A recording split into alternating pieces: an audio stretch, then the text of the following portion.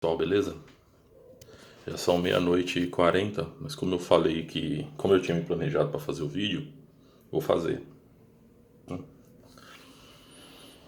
Até porque esse assunto é um assunto que está sendo bem pedido, né? Por conta dos movimentos aí anti-vacina, por conta dos movimentos aí da Terra plana. E eu acho que o meu dever enquanto, né, pesquisador, se é que eu posso me intitular dessa forma, pesquisador independente, obviamente, né?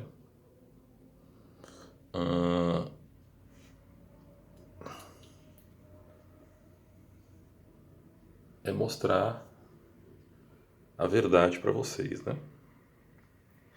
Então, qual é esse grande problema? Qual que é por que a ciência ela está sendo tão contestada, né? Se você olhar, os terraplanistas estão contestando a ciência. Muitos médicos, o pessoal do movimento antivacina estão contestando a ciência. Sempre que surge um estudo novo, é uma contestação. Porque principalmente na nossa área, que é psicologia, tem tanta gente contestando os métodos científicos, né? Dizendo que a ciência não é neutra, o que é verdade, ou dizendo que um teste que é feito nos Estados Unidos faz menor sentido ser aplicado na América Latina, que também é verdade. Cara, eu acredito de verdade, sério, de uma maneira bem acachapante, que o maior problema da ciência moderna são vários, né? São vários, mas se eu fosse elencar o pior,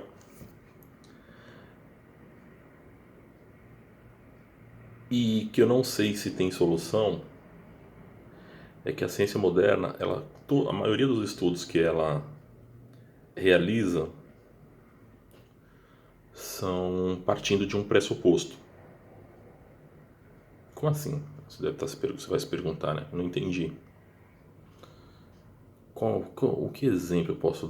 Vamos pegar o exemplo da Terra plana, que eu acho que ele é mais fácil de... Poderia ser outra coisa, tá? Não estou usando esse porque eu quero, porque eu sou terraplanista ou coisas do gênero. Estou usando esse porque eu acho que é mais fácil. Quando você vai fazer um estudo para saber a curvatura da Terra, já existem diversos estudos sobre isso, né? Estou usando de propósito, porque já existe para vocês entenderem. Quando existe quando você vai fazer um estudo que você quer saber qual é a curvatura da Terra, você já parte do princípio de que a Terra é redonda, né? Você já parte de um pressuposto de que ela é esférica, né? Dá outro exemplo, mais relacionado à nossa área agora de psicologia, que eu acho que também é coerente. Vou fazer um estudo sobre comportamento humano. Você já parte do princípio de que a teoria do Skinner está certo, entendeu? Eu quero fazer um estudo sobre a personalidade. Você já parte do princípio de que as teorias de Jung e de Freud são corretas, né?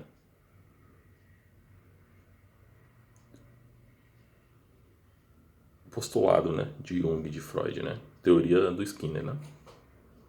Freud e Jung são postulados. Porque o objeto de estudo não é observável. Você parte do princípio de que uma coisa...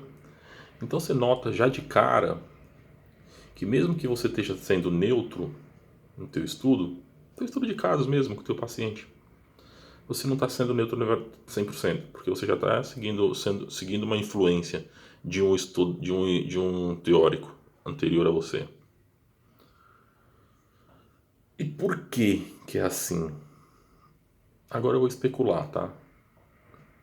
Eu acho que é assim porque a gente se apaixona pelas coisas, né? A gente Por exemplo, eu comprei esse bolo de chocolate aqui, ó. Vendo? Comprei. Por que eu comprei esse bolo de chocolate? Porque eu já comi outros bolos antes de chocolate e achei que eram gostosos, né? Então eu comprei esse aqui justamente por isso, pelo fato de eu achar que é gostoso. A partir desse princípio. E quando a gente vai fazer um estudo de caso ou fazer qualquer tipo de análise científica, quando você faz um diagnóstico na sua clínica, é isso que você está fazendo, análise científica, né? No mínimo, tecnocrata, já que você é um técnico, né? E a gente está sendo... Porque a gente acredita naquela teoria, a gente se apaixonou por ela, né? Sem usar o raciocínio lógico, né? Ah, como assim? Cara, eu lembro que na faculdade o pessoal se apaixonava pela psicanálise. Consciente, inconsciente, pré-consciente, id, né? As duas tópicas, né? Id, superego, ego, né? Instintos impulsivos, né? As pessoas se apaixonavam por isso, né? E ainda se apaixonam. Tanto que existem, inclusive, psicanalistas, né? Que não são necessariamente psicólogos. Então, quando você vai tratar um paciente, ou vai fazer uma pesquisa de campo, ou vai fazer uma análise sistemática de alguma coisa, você já parte do princípio de que isso que você está executando é verdade, de que as teorias que você está, né? Mas quem te garante que são? E muitas vezes a gente não, na maioria das vezes a gente não aceita teorias que confrontam com as nossas ideias, que confrontam com as nossas ideias. Eu costumo dizer que não só na psicologia, né? Mas a ciência de maneira geral. Eu digo isso porque isso é fato, já não é mais especulação. A ciência, ela em algum momento vai ser filosófica, né? Vai chegar um momento que ela é tão complexa, são tantas variáveis no mundo para você controlar que você simplesmente vai ter que começar a filosofar. Então, a ciência, no final das contas, ela vai começar filosófica e vai terminar filosófica.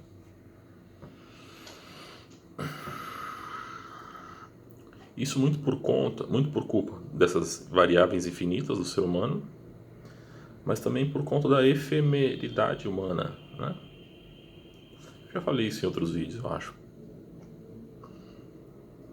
Por quê? Porque para você fazer uma ciência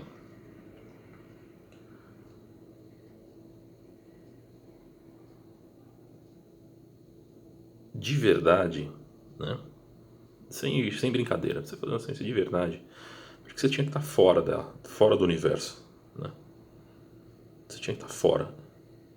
E eu não estou falando fora do planeta Terra esférico ou do planeta Terra plano, né? Não é isso. Quando eu digo isso, fora, é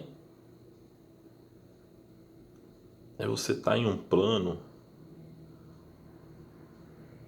em que você visse o todo antes da criação do mundo e depois da criação do mundo. O que obviamente é impossível, né? Para que você pudesse começar a estabelecer relações de causa e efeito, dizer que A causa B e parar com as correlações, né? Porque cientistas sérios, seja na psicologia ou em qualquer outra área de estudo, sabem que a ciência ela não aceita dogmas, né? A ciência não gosta de paradigmas. Primeiro porque ela não pode estabelecê-los, né? E segundo que ela não pode prová-los, né? Justamente por conta da efemeridade humana. Em algum momento você vai morrer, né? E o que vai restar de você cientista, né, são as suas obras. Que se você for um cara, for um estudioso muito conceituado, vão ser tomadas como verdade, né? Só que aí tem um problema. E se você tiver errado em alguma coisa? Você vai estar afetando dezenas de pessoas aí. Pessoal, é óbvio que eu sei que tem gente que faz análise do que é construído, né? Tem gente que estuda tanto Freud, que cria coisas novas em cima, contesta o que ele falou, corrige, né? Mas o princípio básico Tem muita coisa que a gente não contesta, né? Tem muita coisa que a gente não contesta. É foda, é complicado, né? Então eu acho que é isso, cara. Eu acho que esse é o pior problema da ciência moderna. É o fato de que a gente já entende de tal forma e que a gente se apaixona por ela de tal forma, por ela das obras, né? No sentido, a gente se apaixona pelo que a gente entende de tal forma que fica cego.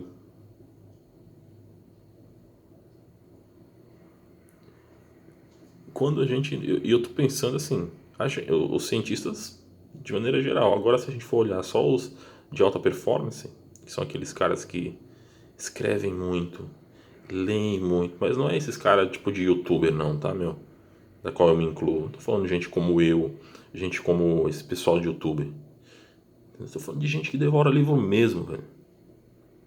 E que entende, né? Porque ler o livro é uma coisa, entender o que está escrito é outra, né? E conseguir ler o que está nas entrelinhas é uma coisa totalmente diferente. Uma vez o professor Leonardo de Almeida Pinto, da Universidade Federal Fluminense, me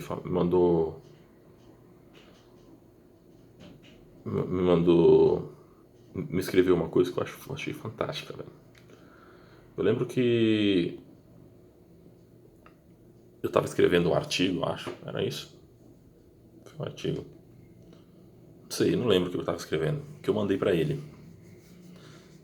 Porque eu não faço mais isso, tá? Faz muito tempo que eu não mando e-mail do professor Leonardo de Almeida Pinto, você nem se lembra de mim. Talvez lembre quando vai se puxar pela memória, pô, o Harley, aquele que eu trocava e-mails, né? Ele. Como que eu falei com esse cara? Da mesma forma que eu falei com o Haroldo Rodrigues. Se você tiver. Não, eu vou explicar, vai. Eu queria que o professor Haroldo Rodrigues lesse meu TCC. Então o que eu fiz? Eu li o livro dele, descobri lá onde ele dava aula, peguei o e-mail de onde ele dava aula, mandei um e-mail para ele, falei, ó, professor, eu li Psicologia Social, assim, gostei muito, tal, tal, tal, tal. E fiz a mesma coisa com o professor Leonardo de Almeida Pinto, da Universidade Federal, só que dele foi um artigo que ele publicou na revista de 50 anos de Psicologia, do CRP, né? E assim, esses autores gostam disso, então é uma dica que eu tô te dando, aproveitar esse vídeo dessa dica. Você quer falar com o autor, lê para ele, elogia o trabalho dele e já abre um canal de comunicação, né? Com exceção do professor que foi diferente. Esqueci o nome do professor, tô tão cansado que. Aloísio, da Universidade Federal do Ceará. Professor Aloísio, gente boa. Conheci o professor Aloísio por meio do professor Tiago de Oliveira, Tiago Lopes de Oliveira. Foi um dos meus mentores. Doutor Tiago de Oliveira, né? Doutor com doutorado, né? Não é doutor de cartão. Só o que tem no mundo e no YouTube é doutor de cartão, né?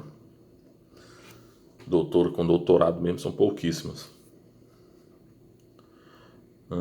Até porque gente que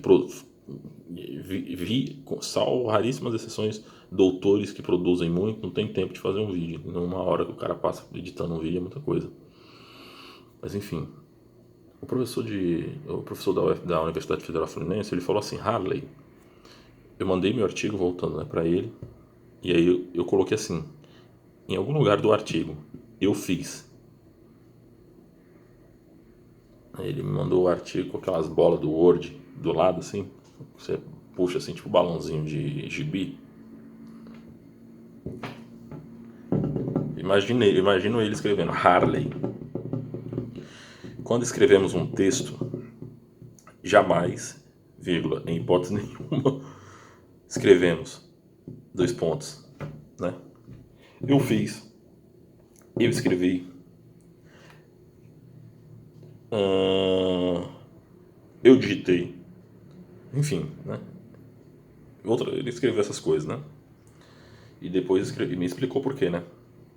Porque quando a gente lê um livro, primeiro, quando a gente escreve um texto, seja ele um artigo, um livro, enfim, o que for, você não está sozinho, você está falando com você mesmo, né? Você está falando com para quem acredita em mente, essas coisas, né? Com a sua mente, né?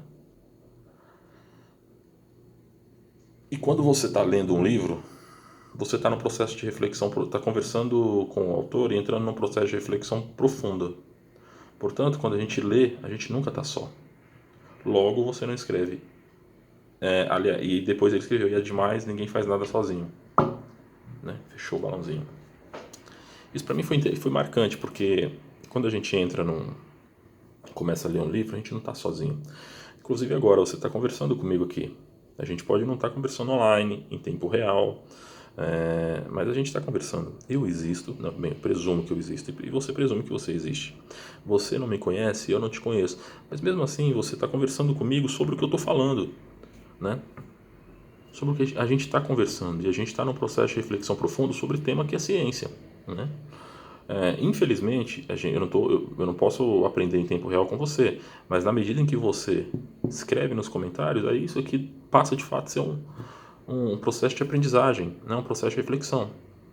Então, eu ensino, mas eu aprendo muito com vocês, e particularmente com você que está assistindo agora, né? Principalmente quando você deixa comentário, seja elogiando, seja questionando, seja xingando, como acontece às vezes, né? Seja me ameaçando, enfim.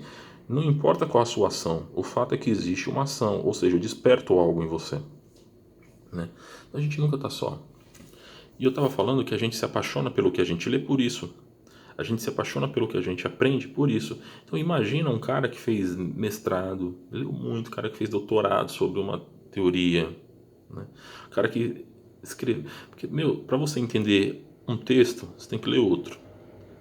E outro. E outro. Eu também já falei isso no canal, né? Quando eu só fui fazer, na minha cabeça, a teoria crítica do Adorno só foi fazer sentido porque eu já tinha lido os textos do Herbert Marcuse, Louis Althusser, Horkheimer, quem mais tinha lido textos do próprio Adorno. Então foi fazer sentido para mim, e só foi fazer e fez muito sentido quando eu li o Skinner, por incrível que pareça, né? Porque eu consegui ver que ou você manipula, né? Ou você é manipulado, né? E no mundo que a gente vive, obviamente, nós somos manipulados, né? Coisas que, assim,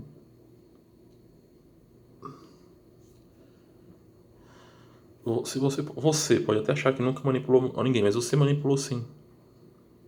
Você manipulou seus pais para te darem aquele presente. Você manipulou seus amigos para serem seus amigos, né? Você manipulou uma menina ou você manipulou um rapaz para ser seu namorado ou sua namorada, né? Para ser seu parceiro. Às vezes você nem percebeu isso, né? Mas imagina esses caras que que estudam teorias há anos e o cara fica vidrado, cara. E este é o processo natural mesmo, né? O processo natural é que você lê uma teoria e que você a desenvolve, que você siga em diante, né? Porque também, vamos lá, eu falei que é o natural, não falei que é o correto. Então, eu acho que no outro vídeo eu falei que era o certo, mas eu quis dizer isso, que era natural. Porque para você desenvolver uma teoria do comportamento como a do Skinner, você vai ter que voltar do zero, começar de novo. Eu acho importante que alguém fizesse isso, embora eu acho que ninguém faz, né? Então vamos checar se de fato o que o Freud falou é verdade, né? Do zero. Aí não, de fato, aparentemente existe inconsciente, ou não existe, né? Pô, o Freud foi um cara, lógico, depois dele, milhares de pessoas, mas essas milhares de pessoas em cima da teoria dele. Então nada mais justo que alguém pegasse do zero. Não, vamos descobrir se tem inconsciente mesmo. Pegar lá, sei lá, 10 mil pessoas. Enfim, tô aqui dando exemplo, né? Vamos fazer testes, assim como o Wundt fazia, né?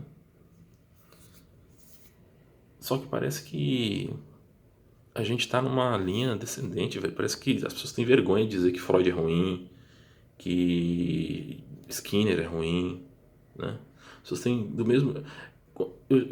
Ultimamente eu postei uns vídeos falando sobre a Terra plana, embora eu tenha falado outras vezes que não ia mais fazer vídeo sobre isso, mas porque depois eu parei para refletir e vi que não, eu tenho que... eu não acredito que... eu não sei se a Terra é plana. Do mesmo jeito que eu não sei se ela é esférica, né? Primeiro porque eu não tenho conhecimento de física suficiente para fazer cálculo.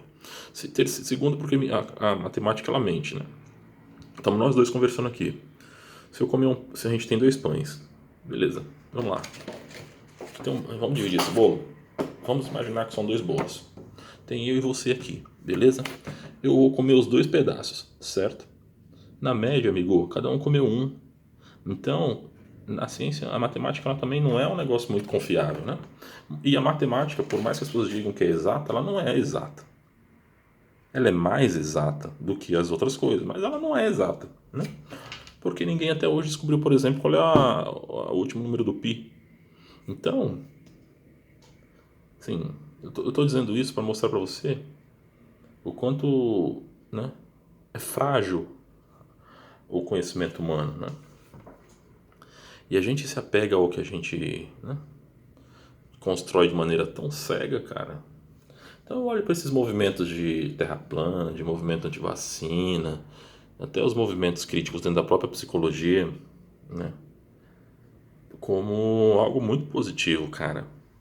Porque alguém tem que fazer esse trabalho, né, de contestar se a Terra de fato é esférica, fazer todos os cálculos para ver se ela é esférica mesmo, e olhar, tirar foto, papapá, pipipi, descobrir as lacunas, né?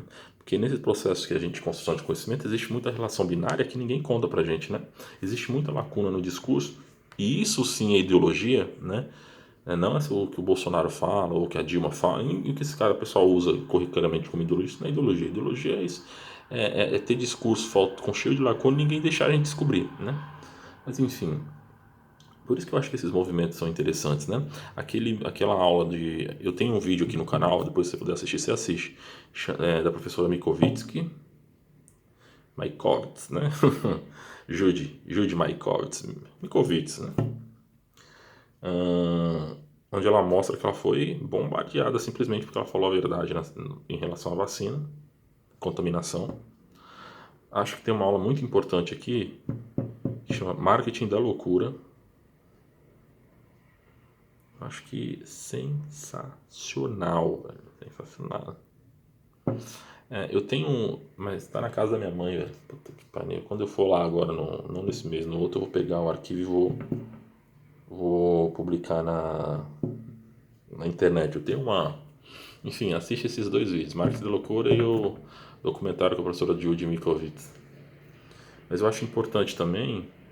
O marketing da loucura vai ver como a medicamento é construído, principalmente os de psiquiatria, uma vez que problemas mentais não podem ser mensurados, né? Ou observáveis, né? Do ponto de, mas a neurociência, pá, a neurociência é outra coisa, tá? Você não consegue pegar a mente, por exemplo, você não consegue pegar o inconsciente, você não consegue pegar o pré-consciente, entendeu? É isso que eu quero dizer. Mas é importante você entender a história dos os movimentos antimanicomiais no Brasil. Acho que é muito interessante isso aí. Para você ver como é construído o saber humano, né? É muito importante isso aí, né? Eu tenho uns vídeos aqui no canal, História da Psicologia Social Brasileira. É importante você... História da Psicologia no Brasil é um vídeo, e eu acho que eu tenho um outro chamado História da Psicologia Social Brasileira. Assiste esses dois vídeos também. Que você vai ver que o que a gente está conversando aqui não é agora, não é algo novo. Embora esteja muito... eu esteja falando de esse negócio de terra plana. Eu estou usando esses exemplos de terra plana, movimento de vacina, falar de o quanto a ciência não é neutra, o quanto a ciência é fraude, o quanto ela é ruim, né? Lógico, tem pessoas boas, tem, mas a maior parte, porque a ciência em si não é neutra. Pô, eu já falei isso em 2000 e, sei lá, no começo do canal. Pode procurar aí o vídeo com o professor Sérgio da palestra do professor Sérgio lá em 2012, que eu fui nos 50 anos de psicologia da Unicamp. Ele mesmo falou isso lá, o Leon Cauchy falou isso aí. Pega os textos do Cauchy. Então a gente psicólogo, nós psicólogos fomos os primeiros a ser contestadores, né? Então, só que ninguém fala isso, né? Então, pessoal, é isso. Eu acho que o maior problema da ciência é esse, né? De as pessoas terem sempre que começar de um pressuposto. Então, quando você partir de um pressuposto correto, legal, mas se você partir de um pressuposto ruim, você está simplesmente andando para trás, né? E é importante também que a gente sempre deixe as pessoas questionarem, duvidarem das nossas teorias, duvidarem das teorias, reconstruírem as teorias, para ver se de fato o que está seguindo é correto, né? Imagina você tratar um cara há 10 anos e você depois descobrir, pô, a psicanálise é uma fraude, entendeu? Ou seja, você não perdeu 10 anos porque o cara te pagou, mas você sugou o cara, o sujeito durante 10 anos. Um exemplo, né, pessoal? Tô dando um exemplo, né? É que eu também entendo que a gente tem que trabalhar, que a gente tem que viver e que ninguém ajuda a gente com porra nenhuma. Você vê o CRP, cobra uma bala da gente, não faz porra nenhuma pela gente, né? Não subsidia um estudo, só quer saber de chupar dinheiro. Ah, o OAB é a mesma coisa. Esses caras não faz com que a gente. Não, eles não ajudam a gente a nos desenvolver, nem desenvolver a disciplina, né? Enquanto. Né? Enfim. Enfim, eu também. Esses órgãos eles têm que existir, né? Eu só acho que a gente que devia ser voluntário a pagar. Mas também isso não vem ao caso. Então é isso, pessoal, né? Eu acho que se você tiver alguma dúvida, quiser conversar comigo, sinta-se à vontade, beleza? Tamo junto.